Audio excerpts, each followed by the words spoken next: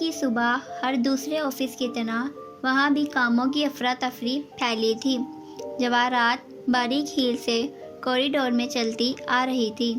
گزرتے لوگوں کے سلام کا مسکرا کر سر کے کھن سے جواب دیتی وہ ہمیشہ کی طرح دمک رہی تھی۔ راہداری کے سرے پہ اس نے دروازہ کھٹکھٹایا، پھر کھول کر اندر آئی تو راستے بھر کی مصنوعی مسکراہٹ غائب ہوئی اور اس کی جگہ تشویش نے لے لی۔ لیپ ٹاپ پہ کچھ ٹائپ کرتے ہاشم نے ایک نظر اسے دیکھا، پھر واپس ٹائپ کرنے لگا۔ اس کا فون سٹینڈ پہ لٹکا تھا اور وہ مصروف لگ رہا تھا۔ خیریت؟ میری سمجھ میں نہیں آ رہا کہ وہ لڑکا 2 دن سے تمہارا سارا ڈیٹا لے کر بیٹھا ہے اور تم اتنے سکون سے کام کر رہے ہو۔ میز پہ ہاتھ رکھ کر جھکتے ہوئے وہ تشویش سے بولی، پہلی بات، میرے ڈاکومنٹ سیکیورٹی کی تہوں میں تھے جنہیں وہ توڑ نہیں سکتا۔ میں ابھی 4 بندوں کے ساتھ اس کے گھر پہ دھاوا بول سکتا ہوں، اس کے سارے کمپیوٹرز اور فائل نکلوا سکتا ہوں، مگر میں اس کو یہ تاثر نہیں دینا چاہتا کہ اس کے پاس میری کوئی کمزوری ہے۔ کرسی گھما کر ماں کو دیکھتے ہوئے ہاشم تحمل سے کہہ رہا تھا، اور مجھے یقین نہیں ہے کہ وہ اتنی جلدی میرا اتنا سارا ڈیٹا کاپی بھی کر سکتا ہے۔ خیر جو بھی ہو، وہ میرے پاس سب سے پہلے آئے گا، اور بالفرض اس کے پاس کچھ ہے بھی تو اس کو خاموش کروانے کے لیے 101 طریقے آتے ہیں مجھے۔ اب اپنی پریشانی کی دوسری وجہ بتائیے مجھے۔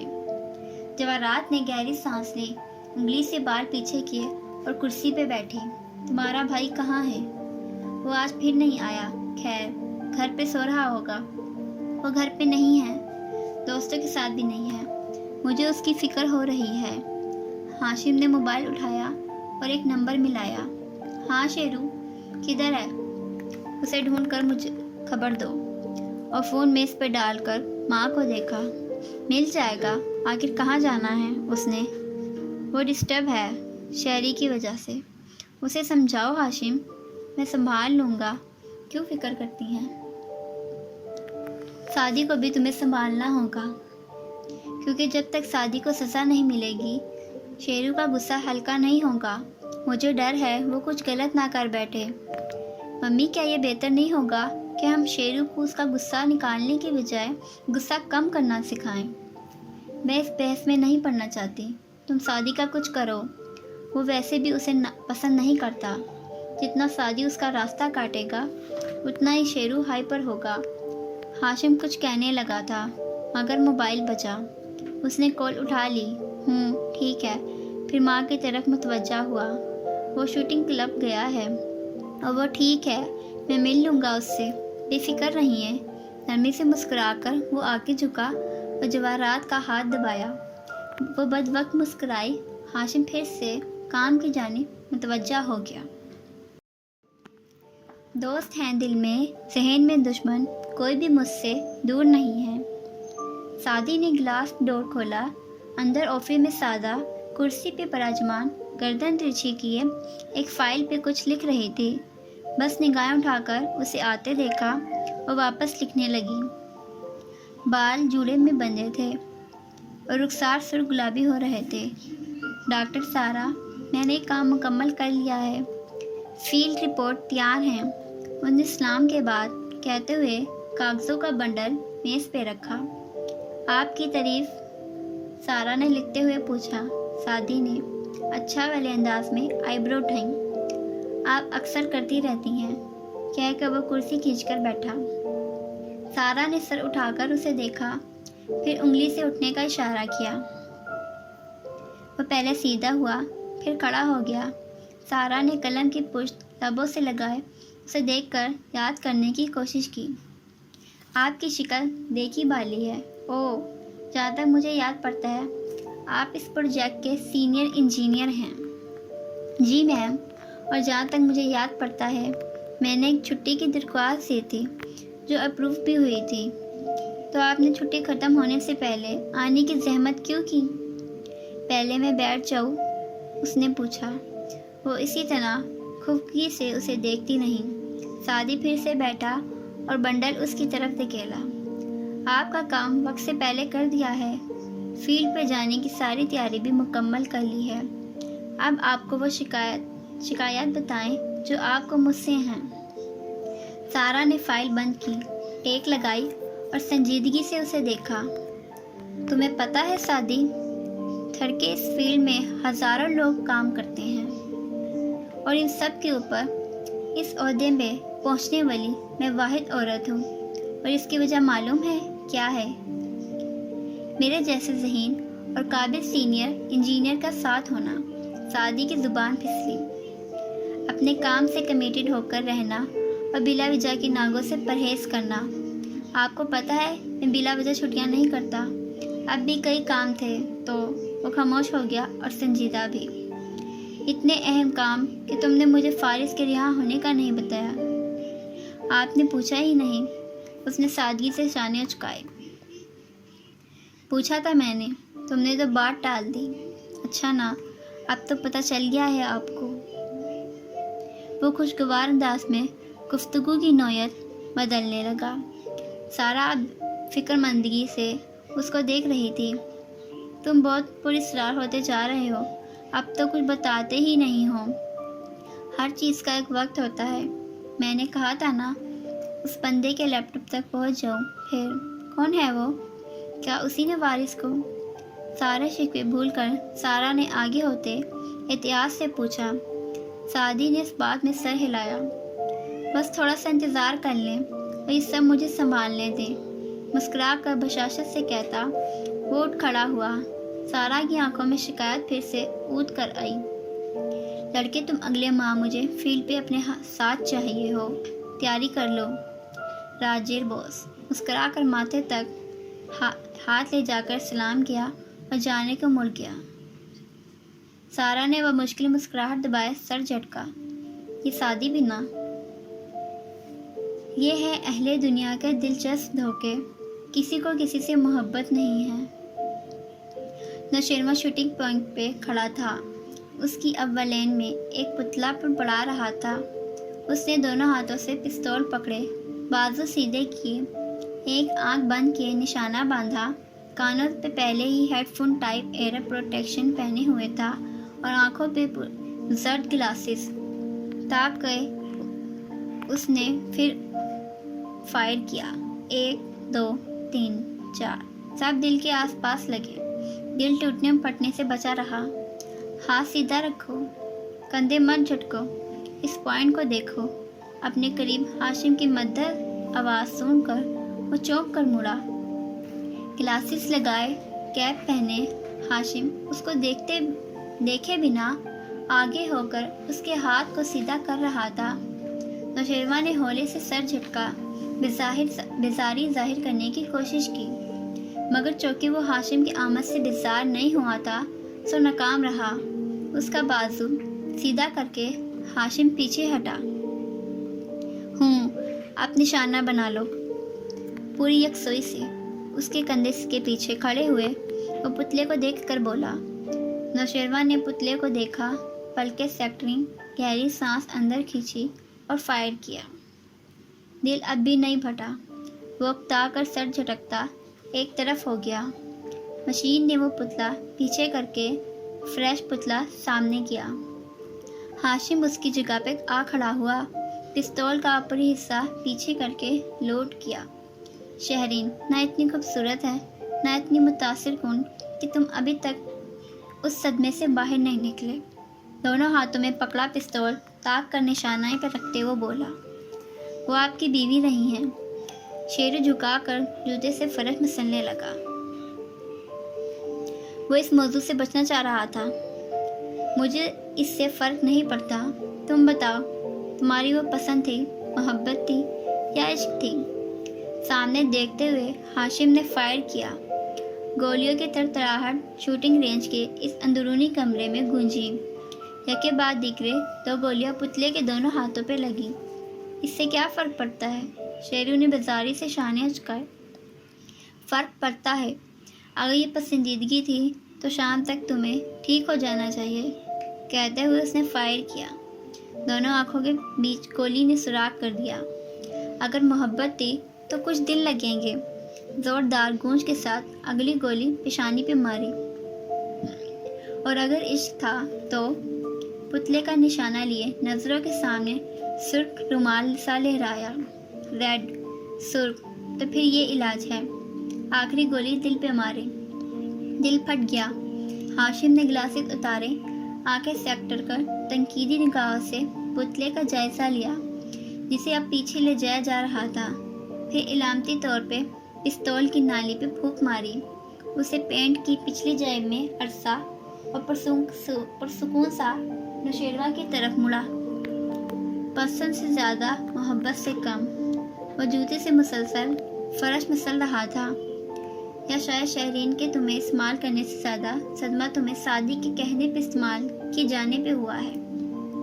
نوشیروان کے جھکے چہرے پہ مارے اہانت کے سرخیاں دوڑنے لگیں، مٹھیاں بیچ لیں۔ ہاشم نے بہت غور سے اسے دیکھا۔ سعدی کو دنیا میں سب سے زیادہ محبت کس سے ہے معلوم ہے؟ نوشیروان نے سلگتی نگاہیں اٹھا کر اسے دیکھا۔ ڈی.اے. زمر سے۔ ہاشم نے اس بات میں گردن ہلائی۔ اور اس کی نظر میں ہم اسے گرا چکے ہیں۔ ان کے خراب تعلقات نیکلس برآمدگی کے بعد اب مزید خراب ہو جائیں گے۔ جلد سعدی میرے پاس آئے گا اور میں اپنے طریقے سے اس کو سنبھال لوں گا۔ اگر وہ میرے لیے کام کرنے لگ جائے تو سوچو ہمارا غلام بن کر ہمیں کتنا فائدہ دے گا۔ وہ کبھی ہمارا غلام نہیں بنے گا، ناممکن۔ اور اتنا تو نوشیروان اسے جانتا ہی تھا۔ میں اسے ان دیکھی زنجیروں میں جکڑ لوں گا شیرو۔ ایک دن وہ میرے لیے کام کرے گا۔ اس کا ٹیلنٹ ہمارے حق میں استعمال ہونا چاہیے۔ مطلب آپ کو ابھی بھی سعدی کی فکر ہے؟ نوشیروان کے اندر غصے کی نئی لہر دوڑی۔ وہ ساری زندگی مجھ سے مقابلہ کرتا آیا ہے، ہر جگہ مجھے پیچھے کر کے خود لوگوں کی تحسین بٹورتا آیا ہے۔ اس کے سامنے میں کچھ بھی نہیں تھا کبھی بھی۔ ہر کوئی اس کا معترف ہوتا ہے۔ آخر کیوں؟ کیونکہ وہ ایک خوددار اور ذہین نوجوان ہے۔ اس میں وقار ہے۔ وہ رشتوں کا پاس کرنا جانتا ہے۔ وہ لوگوں کے لیے اچھا سوچتا ہے اور مشکل میں ان کی مدد کرتا ہے۔ انسان کو عزت کرانی پڑتی ہے۔ اور یو نو واٹ، میں یہاں کھڑا ہو کر سعدی کی صلاحیتوں پہ 2 گھنٹے مزید بھی بول سکتا ہوں، مگر مجھے تمہاری فکر ہے کیونکہ میرے بھائی تم ہو۔ اس لیے اس شہرین ڈرامہ سے نکلو۔ آج پورا دن اس کا سوگ منا لو اور کل صبح تم مجھے مضبوط اعصاب کے ساتھ واپس آفس میں نظر آؤ، اور اس بارے میں مزید ایک لفظ نہیں سنوں گا۔ سختی اور درستی سے اس نے کہا تو شیرو کا غصہ جھاگ کی طرح بیٹھا۔ اس نے جی کہہ کر سر جھکایا۔ ہاشم اس کے برابر سے گزر کر آگے بڑھ گیا۔ نوشیروان نے گلاسز اب ہاتھ میں پکڑ رکھے تھے۔ دنیا اب ذرا اور واضح نظر آ رہی تھی۔ اب تو سیل درد تھم جائے، سکون دل کو ملے، زخمیں دل میں آ چکی ہے، اب تو گہرائی بہت۔ لاؤنج کی چوڑی کھڑکی کے باہر دھوپ پگھل رہی تھی۔ کچن میں تلتے کبابوں کی خوشبو یہاں تک آ رہی تھی۔ ویل چیئر پہ بیٹھے بڑے ابا بہت محبت اور اپنائیت سے صوفے پہ سر جھکائے فارس کو دیکھ رہے تھے۔ قریب ہی سعدی کھڑا فائل کے صفحے پلٹ رہا تھا۔ او نو، نفی میں سر ہلاتے سعدی نے ان کا دوائیوں کا باکس کھول کر دیکھا۔ مجھے اچھی طرح یاد ہے میں کتنی گولیاں چھوڑ کر گیا تھا۔ آپ نے 2 ہفتے میں صرف 11 روز کی دوائی کھائی ہے۔ فارس نے خاموشی سے بس نگاہ اٹھا کر اسے دیکھا۔ البتہ انہوں نے مسکراتے ہوئے تفتیش کرتے لڑکے پہ نظر ڈالی۔ وہ ختم ہو گئی تھیں، یہ نئی منگوائی ہیں۔ صداقت سے پوچھ لو، بیٹے اور غلام کی گواہی قابل قبول نہیں ہوتی۔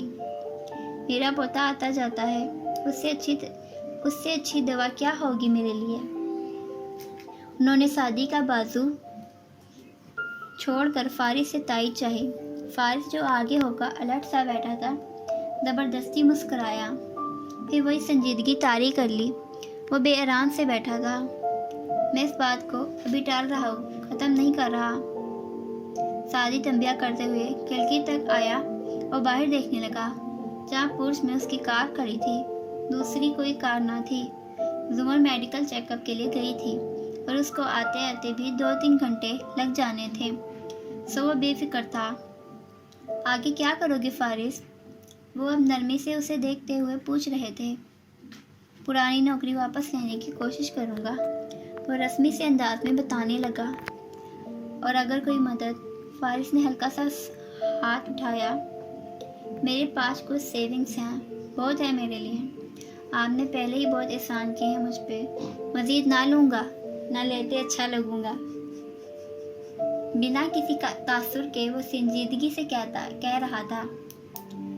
मैं जानता था तुम रिहा हो जाओगे, जज को तुम्हारी बेगुनाही का यकीन आ जाएगा। फारिस ने तिरछी नज़रों से बाहर देखते हुए सादी को देखा। जी सादी।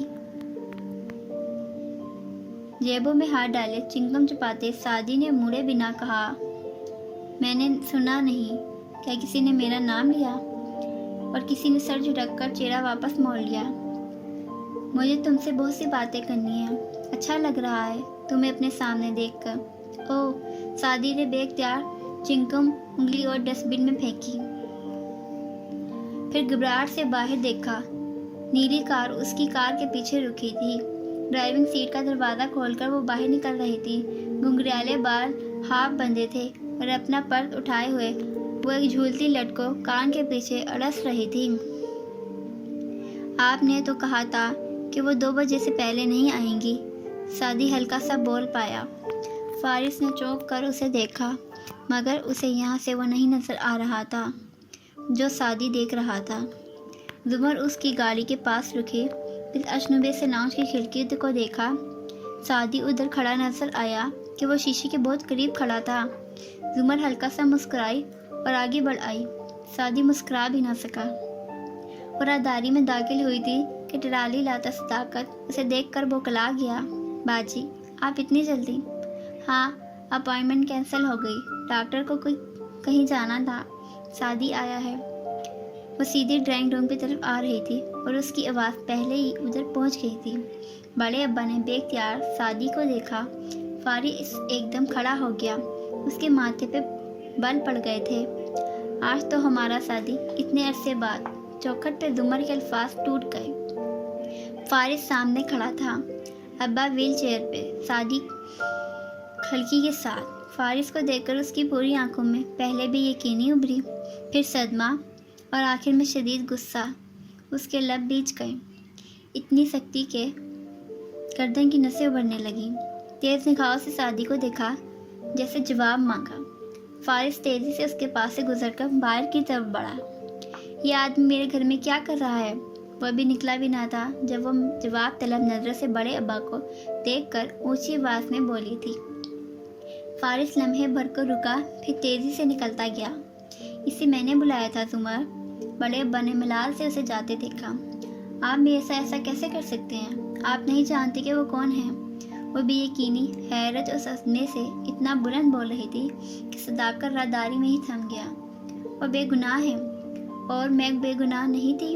आपको इस सारे मामले में मैं मासूम नहीं लगती? जुमर, सादी ने कुछ कहना चाहा। तुम तो बिल्कुल खामोश रहो, उंगली उठाकर उसे चुप कराया। सादी ने सर झुका लिया।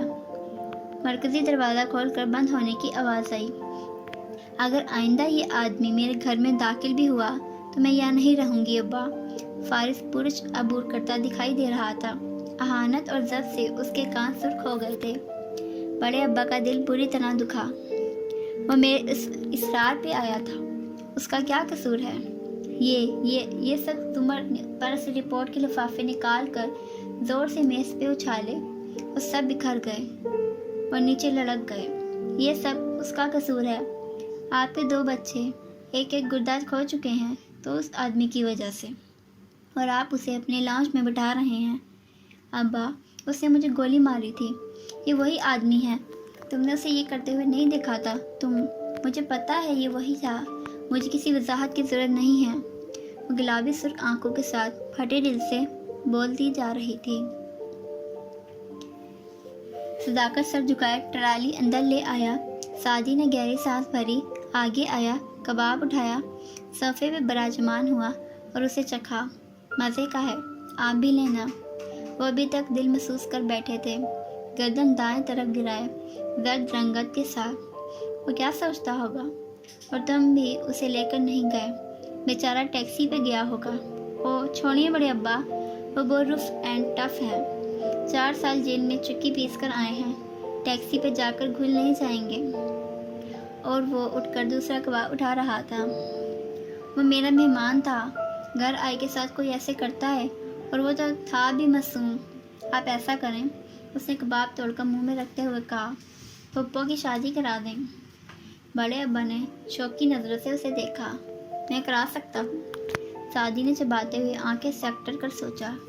ٹیکنیکلی ہاں، ہائپوتھیٹیکلی شاید، اور پریکٹیکلی تو بالکل بھی نہیں۔ امید شروع کی ہوئی بات کے آخر میں جھرجھری لے کر اس نے سر جھٹکا۔ بڑے ابا ویل چیئر کے پہیے چلاتے اس کے قریب آنے لگے۔ پڑھی لکھی لڑکیاں جب 30 عبور کر جائیں اور ان کے پاس نہ ختم ہونے والے دلائل ہوں تو ان کو کوئی شادی کے لیے مجبور نہیں کر سکتا۔ اور غم زدہ مسکراہٹ سے سعدی کا چہرہ دیکھا۔ اور وہ تو اسے گھر میں برداشت نہیں کر سکتی، زندگی میں کیسے کرے گی؟ کباب میں کوئی ہڈی تھی شاید جو سعدی کے حلق میں پھنس گئی۔ وہ بے اختیار آگے جھک کر کھانسا، پھر چہرہ اٹھا کر الی رنگت کے ساتھ ان کو دیکھا۔ میں نے یہ تو نہیں کہا 6 فٹ کا پوتا 25 سال کا ہو کر باہر سے ڈگری لا کر سمجھتا ہے کہ وہ دادا کی دوائیوں کی پرچی پڑھ سکتا ہے اور دادا اس کا ذہن نہیں پڑھ سکتا۔ سعدی نے بھوکلا کر دروازے کو دیکھا۔ آہستہ بولیے، میں آنکھ کر دیا جاؤں گا۔ بڑے ابا اداسی سے مسکرائے۔ یہ میری بھی خواہش ہے، ہمیشہ سے تھی، مگر وہ کبھی نہیں مانے گی۔ سعدی بالکل چپ ہو گیا۔ تبھی راداری سے قدموں کی آواز آئی۔ سعدی نے جلدی سے کباب کی پلیٹ واپس رکھی اور سیدھا ہو کر بیٹھ گیا۔ جاب پہ نہیں جا رہے ہو آج کل؟ سمر اندر آئی، سامنے ٹانگ پہ ٹانگ رکھ کر بیٹھی، لباس بدل کر فریش ہو کر اور سنبھلی ہوئی تھی۔ منڈے تک آف لیا ہے، کچھ کام نپٹانے تھے، وہ بظاہر سرسری لہجے میں کہتے ہوئے گاہے بگائے محتاط نظر اس پہ ڈالتا۔ اگر تمہیں میرا وہ رویہ برا لگا ہے تو میں معذرت کرتی ہوں، مگر مجھے اس کا کوئی افسوس نہیں ہے، کیونکہ اگر تم خود کو میری جگہ رکھ کر سوچو تو تمہیں میں حق بجانے نظر آؤں گی۔ نہایت ٹھنڈے لہجے میں وہ شروع ہوئی۔ میری زندگی کے کچھ اصول ہیں، میں جن کو پسند نہیں کرتی ان سے بھی مل لیتی ہوں، مگر جن سے نفرت کرتی ہوں، بالخصوص کسی ایسے شخص سے جس نے مجھے نقصان دیا ہو، تو اس کو میں اپنے ارد گرد برداشت نہیں کر سکتی۔ اس بارے میں مجھے اپنے جذبات چھپانے کی ضرورت نہیں ہے۔ آخر میں ہلکے سے شانے اچکائے۔ سعدی نے سر ہلایا۔ وہ جذبات نہیں، مگر ڈھیروں کر چھپا کر آئی تھی۔ آئندہ کچھ بھی ایسا نہیں ہوگا جو آپ کو تکلیف دے زمر، اور جو دے چکے ہیں وہ ضرور بھگتیں گے۔ مجھے ان کے بھٹکنے سے قرض نہیں ہے، مگر آپ تو انصاف کے ساتھ پہ یقین رکھتی تھی۔ معاف میں نے ابھی بھی نہیں کیا سعدی، مگر میں زندگی میں آگے بڑھنا چاہتی ہوں، میں خود کو مزید تکلیف سے بچانا چاہتی ہوں، وہ سنجیدگی سے کہہ رہی تھی۔ ابا آپ کو اس سے ملنا ہے تو ضرور ملے، مگر میری موجودگی میں یہ مت کیا کیجیے۔ ہم نے تو یہی سمجھا تھا نا، سعدی نے بامشکل خود کو کہنے سے رکا۔ سعدی چاہتا ہے ہم کل رات اس کی طرف کھانا کھائیں۔ بڑے ابا نے بات بدل دی، نہ تائید کی نہ انکار کیا۔ زمر نے سعدی کو دیکھا جو متضباب سا اسے دیکھ رہا تھا، وہ ذرا سا مسکرائی۔ زمر شیور، ہم ضرور آئیں گے۔ سعدی کی رنگت واپس آئی، مسکراتا ہوا اٹھا۔ ہم سب انتظار کریں گے۔ زمر کی مسکراہٹ اس کی آنکھوں میں بھی تھی، وہ اب بہتر محسوس کر رہی تھی۔ تم جسے نور صبح کہتے ہو، میں اسے گرد شام بھی نہ کہوں۔ رات کی سیاہ افشاں پورے شہر پہ جگمگا رہی تھی۔ کارداس کے عظیم الشان قصر کے سامنے لانچ نشیب پہ جاتا تو آگے انیکسی تھی۔ فارغ دروازے پہ کھڑا چابیوں کے گچھے سے ایک لگا رہا تھا۔ جینس پہ بٹنوں والی شرٹ پہنے، کف کلائی پہ موڑے، اس کا چہرہ بے تاثر تھا۔ دروازہ کھلا، اس نے آدھا قدم رکھا، بنا دیکھے دیوار پہ ہاتھ مارا اور سیدھا دوسرا بٹن دبایا۔ داخلی حصے کی بتی جل اٹھی۔ وہ چھوٹے چھوٹے قدم اٹھاتا اندر آیا، گردن گھما کر چھت، کھڑکیوں، دیواروں کو دیکھتا اور راداری سے گزر رہا تھا۔ گھر باہر سے پینٹ شدہ تھا، کہ کاردار اپنا گھر پینٹ کرواتے تو اس کا بھی بیرونی حصہ کروا دیتے کہ ان کے لون سے وہ دکھائی دیتا تھا۔ البتہ اندر سے گھر معمولی تھا، نارمل فرنیچر، چپس کا فرش، دیوار اور چھت کے ملنے کی ایک جگہ پہ اکھڑا پینٹ۔ وہ آگے بڑھتا گیا۔ جواہرات نے یہاں کی صفائی کروا دی تھی، آج وہ صاف ستھرا سا پڑا تھا مگر پھر بھی پرانا اور معمولی لگتا تھا۔ لاؤنج چھوٹا سا تھا، اس کی ایک طرف کھانے کی گول میز رکھی تھی، ڈرائنگ روم الگ تھی، سیڑھیاں اوپر جاتی، ایک طرف دروازہ تھا جہاں سے سیڑھیاں بیسمنٹ میں جاتی۔ بیسمنٹ تہ خانے کی طرح تھی، پورے گھر کے رقبے پہ پھیلا کمرہ جس میں ستون تھے مگر دیواریں ندارت۔ اس تہ خانے میں کاٹ کباڑ تھا۔ فارس ادھر نہیں گیا، وہ اوپری منزل پہ آیا، آگے ٹیرس بھی تھا۔ وہ اندر دیوار پہ ایک تصویر تھی، تصویر میں ہلکا سا مسکرا رہا تھا، بالکل ہلکا سا۔ ایش گرے ڈنر سوٹ میں ملبوس تھا، بال اب جیسے تھے، ساتھ ایک ساڑی میں ملبوس لڑکی بھی تھی، سٹیپ میں کٹے بال، بڑے جھمکے، جاذب نظر، وہ بھی مسکرا رہی تھی۔ فارس پلٹ گیا، اس کا چہرہ بے تاثر تھا۔ باتھ روم میں آ کر اس نے نل کھولا اور آستین موڑ کر وضو کرنے لگا۔ ٹیرس سے باہر روشنی میں نہایا کیسر دکھائی دے رہا تھا، اندر ملازموں کی چہل پہل جاری تھی۔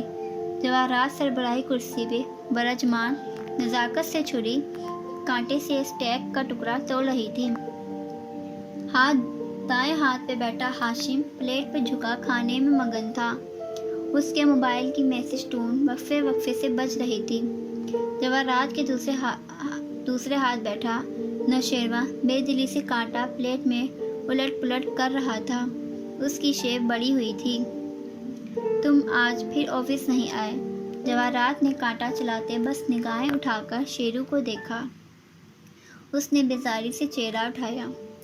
آپ لوگ مجھے کچھ دیکھ کے لیے اکیلا نہیں چھوڑ سکتے؟ ممی، ہاشم نے نگاہوں میں جواہرات کو تنبیہ کی۔ اس نے ذرا سے شانے اچکائے۔ میرا خیال تھا تم اب تک اپنے بھائی کو سمجھا چکے ہوگے، مگر یہ ہنوز اس عورت کے غم میں ہے جو اس کو گدھا سمجھ کر سمال کر کے چلی گئی۔